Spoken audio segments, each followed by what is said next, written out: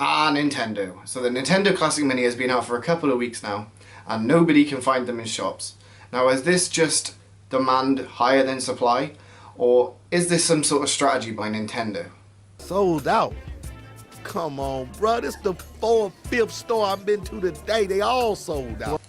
So the Nintendo Classic Mini released on November 11th in the US, but the only way you can buy one at the minute is by paying ridiculously inflated prices, which is way more than the console is worth, especially being the RRP of this console is 50 quid or 60 US dollars. Now, with some companies you give them a break because they released a new line and it will sell a lot more than they were expecting. They weren't expecting for people to get behind the products as much as they have. However, this is Nintendo. This is a huge company with a strong, loyal fan base. They should know by now that when Nintendo release a console, their fans rush out there to go buy the new product. It seems now that they're getting a bad reputation for releasing products and the demand being there, but the products aren't in the shops for people to buy. I mean, to me, a big part of a successful launch is people who want your product, who have the money it costs, the RRP of what it costs in their hand, and they want to buy your product, should be able to walk into a shop and buy what they want. Okay, so I was scrolling through YouTube yesterday and I found this video and it really rang alarm bells of how long Nintendo have been messing this up for. This video is from, I think, 1988 on the release of Super Mario Bros. 2. And just watch this clip and you'll kind of see how thing it is to what's happening now and how it's basically pretty much exactly the same.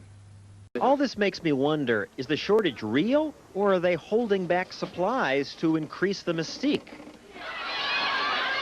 Coleco denies it, but industry insiders say that's exactly what happened with their Cabbage Patch doll a few years ago.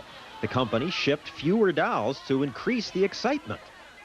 Today, some people in the toy business suspect Nintendo's holding games back. And while videotaping in Japan, we did see plenty of the hard-to-get cartridges. The company denies that it's holding back.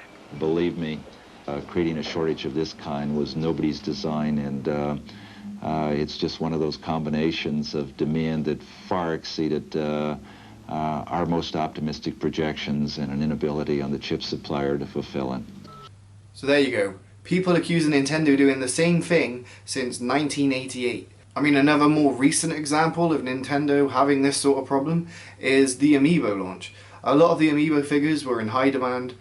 Nintendo just weren't putting the figures out there. People were having to resort to sites like eBay where the prices were ridiculously inflated, and people were paying like 100, 200 for an Amiibo figure. So as you saw in the clip then, people were accusing Nintendo of the same thing they accuse them of now, that Nintendo were doing this intentionally and that they're purposely holding back on products, not letting as many as they need to get to stores. But why would they do this? What would they have to gain?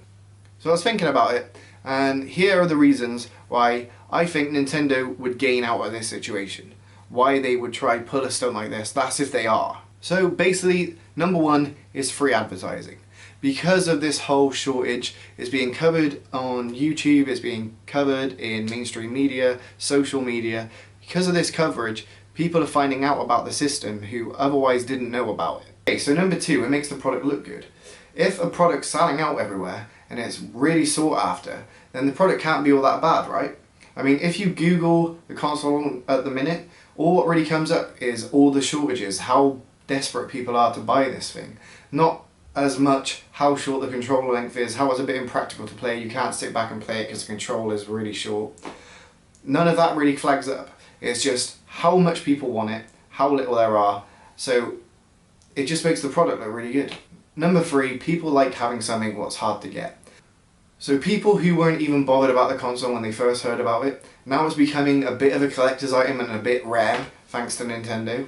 They are now going to seek out this console as well. So there they've gained customers who they wouldn't even had before, but now are interested in their product. Mostly just for the bragging rights, so they can say, oh yes, I have one of those. And number four, it will increase sales for Nintendo. Because when this console goes back into stores, people aren't going to hang around because they're going to be worried about missing out again, missing their opportunity to buy the console. So when more stock cuts in the shops, people are going to rush out there and they're going to buy it. So it's going to increase sales for Nintendo.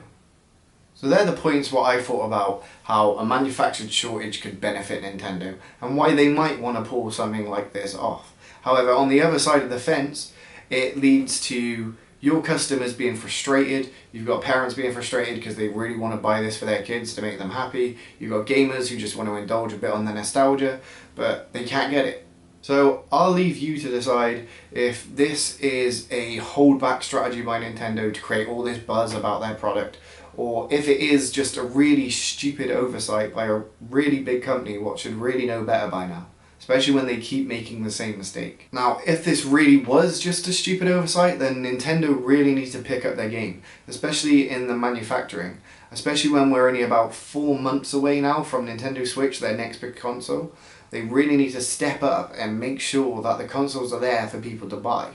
Anyway, that's just my thoughts on this. Thanks ever so much for watching. Please like and subscribe, that would be great if you could.